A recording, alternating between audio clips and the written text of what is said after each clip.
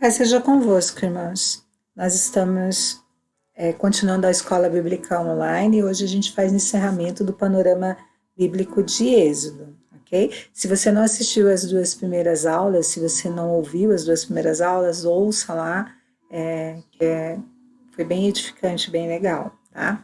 A gente vai dar continuidade hoje à terceira parte de Êxodo.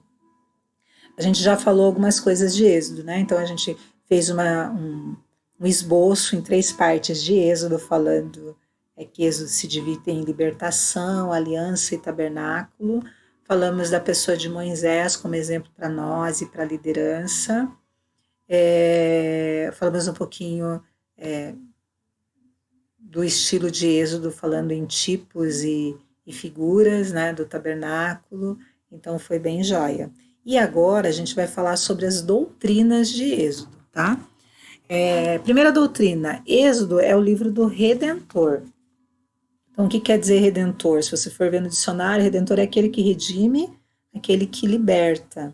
Então, o Senhor é apresentado como aquele que liberta da escravidão por meio do seu poder. Ele liberta Israel da escravidão por meio do seu poder, tá? E aí a gente faz um elo com a nossa vida, né?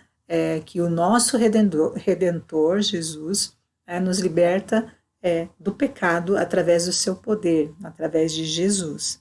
Segunda doutrina, Deus é provedor. Tá? Então, depois da libertação do povo, o Senhor provê, né, por sua graça, por sua bondade, alimento, habitação, água para o povo, que ainda tinha saudades da vida antiga do Egito, né? Tinha o coração voltado para o antigo Egito. Então, algumas coisas que Deus fez para esse povo, né? Que Deus proveu. Deus mandou água brotar da rocha, Deus mandou maná para saciar a fome do povo, o povo se cansou de maná, Deus mandou codorna. Deus manda uma nuvem para dar sombra, né? Enquanto eles caminhavam de dia, e manda uma coluna de fogo para iluminar a noite, enquanto eles caminham também. A nuvem era extremamente necessária porque o deserto é muito quente, é muito calor, causaria muita fadiga neles, então eles têm uma sombra para caminhar durante o dia e eles têm iluminação noturna, né, para a escuridão do deserto. Deus abriu o Mar Vermelho, entre outras coisas que Deus cuidou deles, então a gente vê que Deus não os abandonou. Tem um versículo de Deuteronômio, ainda se referindo ao período da peregrinação que a gente vê em Êxodo, Deuteronômio 8:4, que diz assim: as vestes que usavas não se envelheceram, tampouco teus pés incharam durante esses 40 anos de caminhada. Então você vê o cuidado de Deus com o povo. Tá? Terceira doutrina, o Senhor, ele se interessa em relacionar-se com o seu povo. Então, Êxodo também pode ser considerado como o livro da aliança.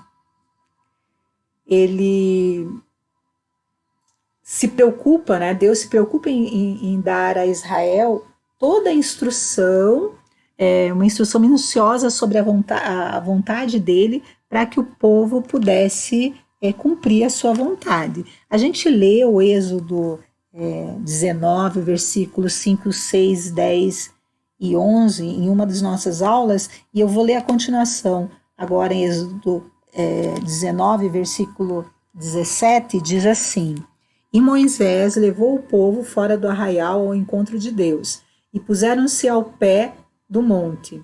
Todo o monte Sinai fumegava, porque o Senhor descera sobre ele em fogo, e a sua fumaça subiu como fumaça de uma fornalha, e todo o monte tremia grandemente, e o clangor da trombeta ia aumentando cada vez mais. Moisés falava e Deus lhe respondia no trovão. Então Deus havia pedido para que o povo se preparasse, se purificasse, porque ele queria se apresentar ao povo, e Deus se apresenta, Deus se relaciona com o seu povo, né? Se faz presente ali, que é a nossa quarta doutrina. Jeová é um Deus presente.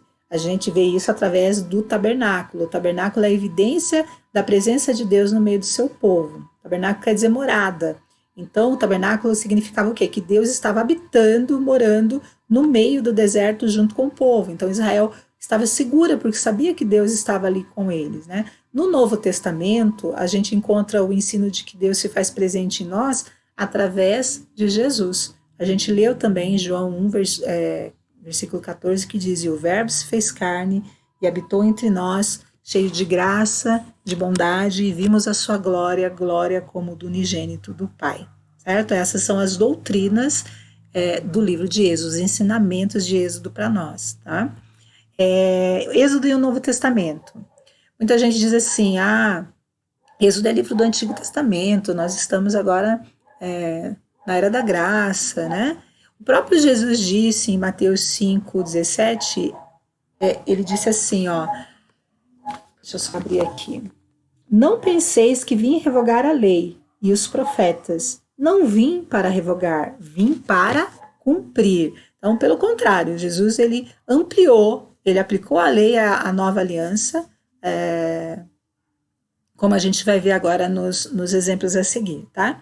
Então, vamos relembrar os 10 mandamentos, né?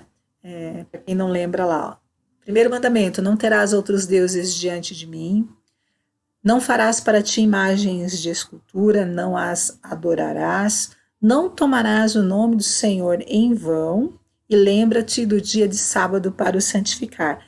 Esses 4 primeiros mandamentos, eles são mandamentos em relação à pessoa de Deus. Como que deveria ser a nossa atitude, a nossa ação em relação ao Senhor. Os outros 6 é em relação ao nosso próximo, de convivência, em sociedade, né? O nosso irmão. Honrai pai e mãe, não matarás, não adulterarás, não furtarás, não dirás falso testemunho e não cobiçarás. A gente vai ver agora palavras de Jesus que reafirmam e que se referem aos 10 mandamentos, tá? Então, primeiro mandamento, Êxodo 23 diz assim, não terás outros deuses diante de mim. O que Jesus disse em Mateus 4,10? Ao Senhor teu Deus adorarás e só a ele darás culto. Êxodo 24 diz, não farás para ti imagem de escultura. O que em Lucas 16:13 Jesus diz? Ninguém pode servir a 2 senhores. Só serve ao Senhor, a Deus, né? Êxodo 27, não tomarás o nome do Senhor teu Deus em vão. Mateus 5,34, Jesus diz assim, de modo algum jureis, nem pelo céu, por ser o trono de Deus. Né? Então você não vai tomar o nome de Deus, usar o nome de Deus para reafirmar a tua palavra. Seja a sua palavra sim, sim, não, não. Né? Não tome o nome do Senhor teu Deus em vão. Quarto mandamento, lembra-te do dia de sábado para purificar. Jesus também fez referências ao sábado. O sábado era o dia do Senhor, né? O sábado foi estabelecido por causa do homem, não o homem por causa do sábado. De sorte que o Filho do Homem é Senhor do sábado, do dia separado para o Senhor. Né? Ele era o próprio Senhor. Né? Êxodo 20:12 diz assim, honra teu pai e a tua mãe. Aí já em relação ao próximo. Aí Jesus fala lá, quem ama seu pai ou sua mãe mais do que a mim não é digno de mim. Mas a gente tem que amar, que ele está dizendo que você precisa amar o seu pai e a sua mãe. Né? Deus em primeiro lugar, mas nós precisamos honrar os nossos pais. Não matarás. Jesus amplia isso, porque Jesus diz assim, que aquele que sem motivo se irar contra o seu irmão, ele não fala de matar, ele fala de irar o seu irmão, estará sujeito a julgamento. 20:14, não adulterarás. Também Jesus diz assim, que qualquer que olhar com intenção impura no seu coração já adulterou. Aí ele amplia os mandamentos aqui. Não furtarás, né? E ao que quer demandar contigo, né?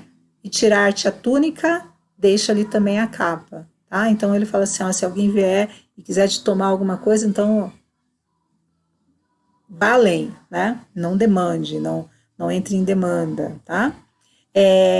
20:16, não dirás falso testemunho contra o teu próximo.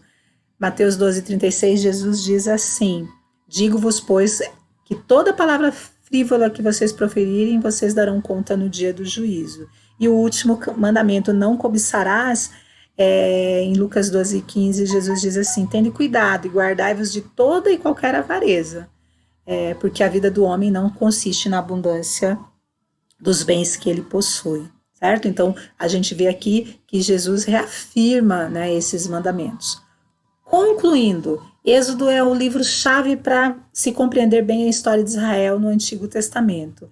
Neles estão os registros do início de Israel como nação, não apenas as instruções políticas, mas também a aliança religiosa está presente ali. A parte legal do livro, a parte de leis, também é muito importante, já que os livros que vêm depois vão se desenvolver a partir de Êxodo, né? Vão desenvolver aquilo que germinalmente está em Êxodo, que foi plantado em Êxodo. Então, leia o livro com tais verdades em mente. É essencial a leitura de Êxodo para a gente entender o plano de Deus de salvação, de redenção para a humanidade. Tá? Então, aqui a gente encerra o livro de Êxodo. Eu espero que isso tenha, essa fala tenha te abençoado. Lembrando sempre que é um panorama, né? E na próxima aula a gente vai estudar Levítico, fazer um panorama de Levítico. Deus abençoe você. Até mais.